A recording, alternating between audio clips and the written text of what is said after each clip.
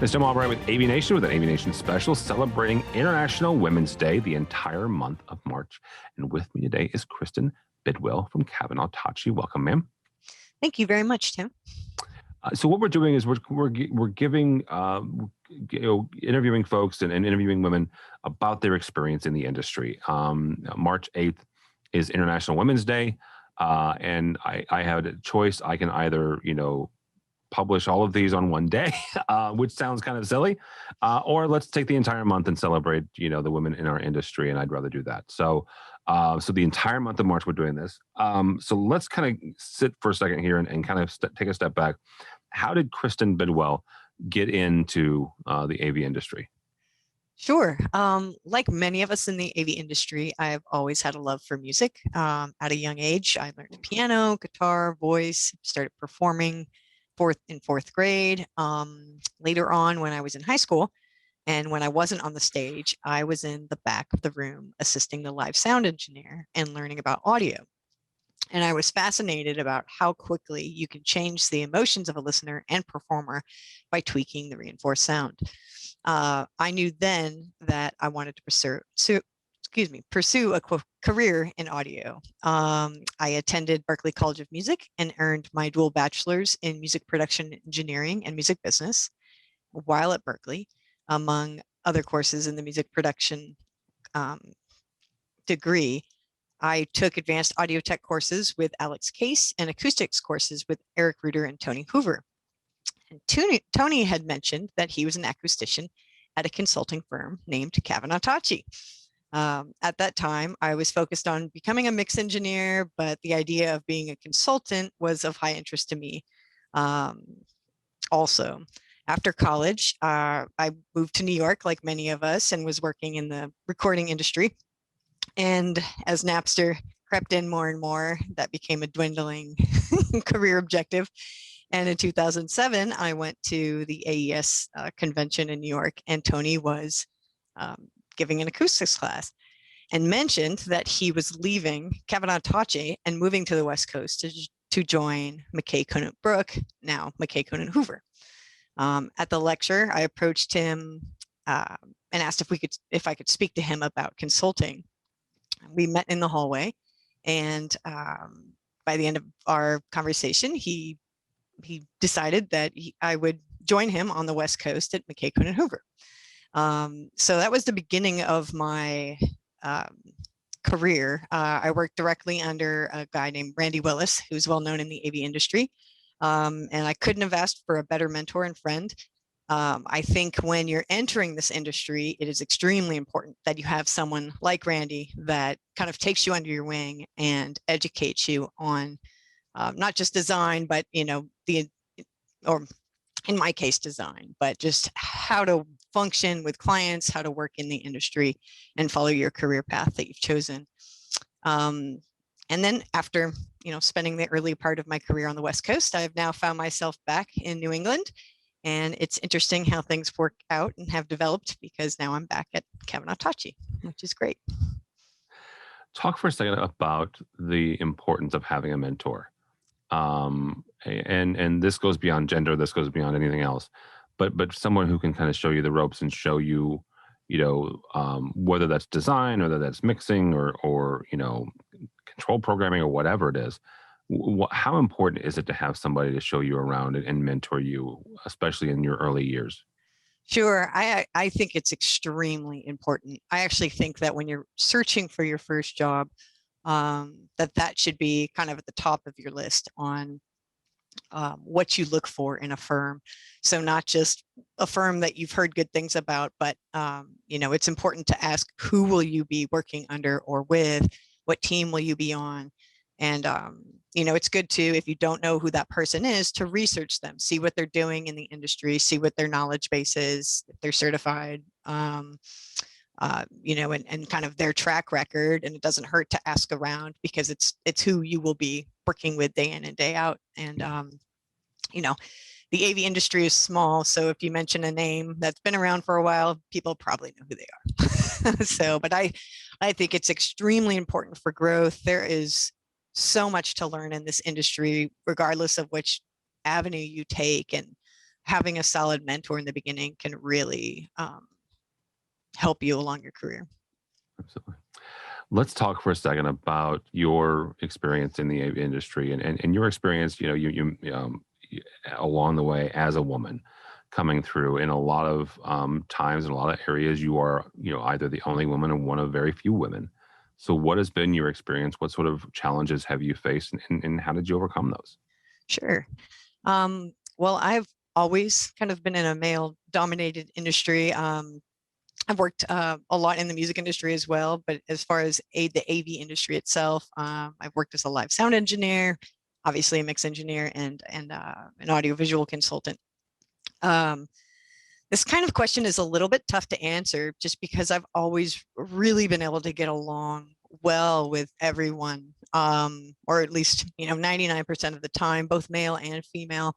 And I've just had the fortunate experience to work with some very supportive and wonderful firms and people. I guess an obstacle for me, perhaps when I was starting out, I was very young in the industry. I was in my mid-20s and I looked really young. So I don't know how serious I was taken in the beginning. Here comes this girl that just got out of college and she's trying to tell me how to design a system. So I suppose it was kind of tricky to prove myself. And I don't know if ever everyone goes through that. But I remember, my first Infocom trip, I would walk up to some of the booths and the reps, wouldn't look twice at me because I didn't look like maybe the average AV guy. But I overcame this by just, trying to schmooze and make my presence known. I handed out a ton of business cards that year, like hundreds of them, with McKay, Cohen & Hoover and consultant listed on them, which helped, I guess, my clout in the industry a little bit. And I also, going back to Randy, that first year, he really took me around to booths and events and introduced me as a consultant. And I think also, like, I've worked really hard to produce well-designed systems and construction-grade documents, and to really try to do right by my clients as an independent consultant. So, the particular obstacle of maybe not being taken so seriously soon diminished. I guess I've also run across, and not often at all, but once in a while there's bias. Someone will rather take a guy more seriously, or perhaps look at the guy to hire before the woman. I not often, and I, it's been rare. This industry has actually been very good to me. But once in a while, I think that there's some bias on a woman versus a guy on how well you can do your job, or, if this is the right person for the job, type of a thing. And I've always kind of seen that as, that's kind of their issue. It's not my issue. I don't feed into that. I know if somebody comes at me with any kind of that attitude, that they just, that's on them. And I've never really let it drag me down. I kind of just ignore that type of thing. So yeah, but it's really hard to think of too many obstacles because I've just had so much support. The firms I've been with have been incredibly supportive of me, and usually I'm, if not the only one, I'm very few of the women consultant crowd. So, but everyone's been very supportive. That's incredible. That's really awesome. Talk for a second about the importance of your clients. You mentioned the fact that having your clients trust, especially, after the job is done, you've done an incredible job. They're happy with the work. Talk for a second about, that support system and having your clients either going to bat for you, or at least, offering some sort of support, testimony or things of that nature as you're going to the next one, right? How important is that? I think it's extremely important. Because as much as we love this and we do it because it's our passion, consulting is also a business. So you want to please the clients. You want to have them calling you back. but just having their support in that way, I think just shows that you have done a good job, that ignoring whatever, any negative things that come at you as a woman in this industry, if the client's calling you back, well, you've won, right? Yep. So yeah, I mean, I think it's just proof is in the pudding, when your clients start calling you back for more projects, or put you on the teams, that it's just proof that you're doing well. Awesome. Take a look at, and I would say that you're probably, still, you're younger than me, so you're not anywhere near retirement age. But get there for me for a second mentally, and look back on your career, look back at the industry. What do you hope, or what do you want to see change before you retire? Sure. Well,